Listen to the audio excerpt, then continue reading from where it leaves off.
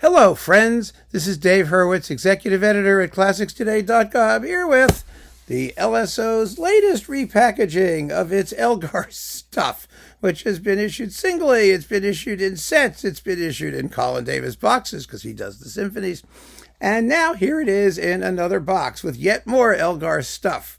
It's a clump, an Elgar clump.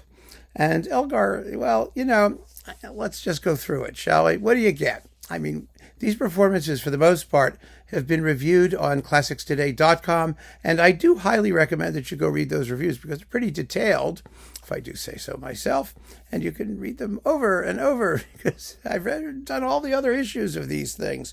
First, we get Symphony No. 1 with Colin Davis, and the Pomp and Circumstance marches are spread all over the first three of these four discs. Those are conducted by Barry Tuckwell, along with the Coronation March and the, Imperial March and the, the Colonial March and every march that Elgar, no, I'm just kidding. Those are fine. The Coronation and the Imperial March and the Pomp and Circumstance March No. 1, they're fine. They march. What can you do? Barry Tuckwell, the horn player, conducted. Good for him.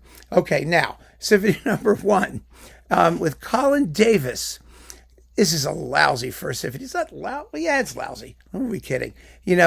People do both symphonies. Conductors like to do both symphonies, but most of them are not equally good at both symphonies.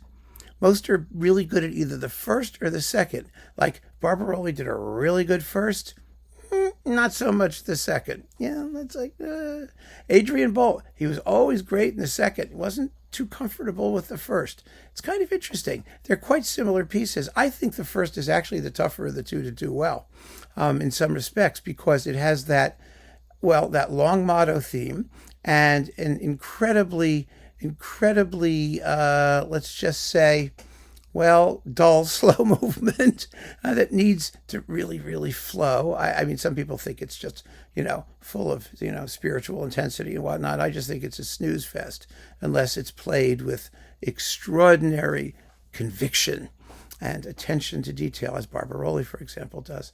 And then you've got the finale, which has a finale problem, the classical finale problem. Actually, both of the symphonies do, but the second less than the first. You want it to move.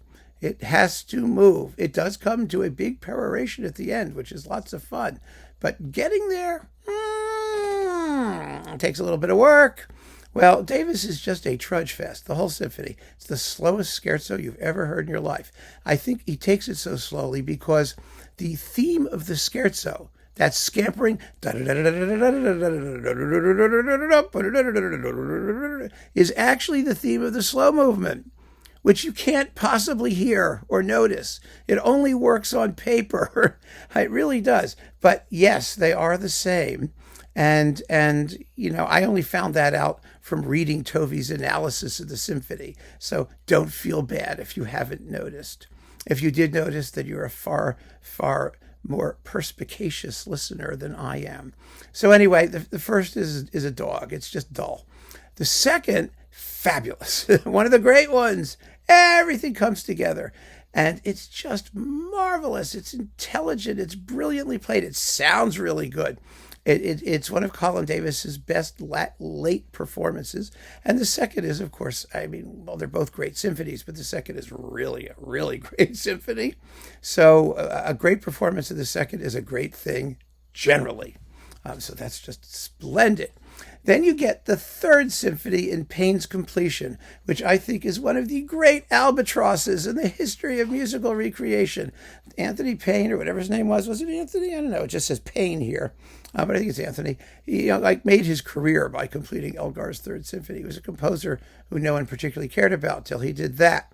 And I still don't think we should care. I really don't. It's horrible. It's awful. It's not Elgar. Elgar wrote a few scruffy, sketchy things. And of course, why should we stop? There's also an Elgar piano concerto buzzing around out there, by the way, that at one point he thought about writing that he never wrote. Just an absurdity, and it's an aesthetic monstrosity, and it's hideously horrible, and it does have a tam-tam. That's its only redeeming quality. I don't care about the third. This performance, I suppose, is as good as any, but who cares? Then we've got, let's see, What else we got? Oh, the Fantasia and a theme by Thomas Tallis. Yes. That's nicely done. Who's conducting this? Wait a minute. I remember this. It's okay. It's Papano. Yes, what's his name? Papano, I think. And yes, indeed, Sir Antonio Papano. That's who's conducting. And it's a nice performance. It's not going to win any awards.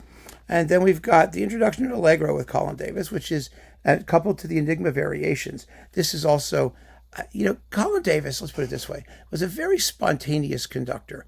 He was either hot or he was cold. He was kind of the English Furtwängler, if you want to think about it that way.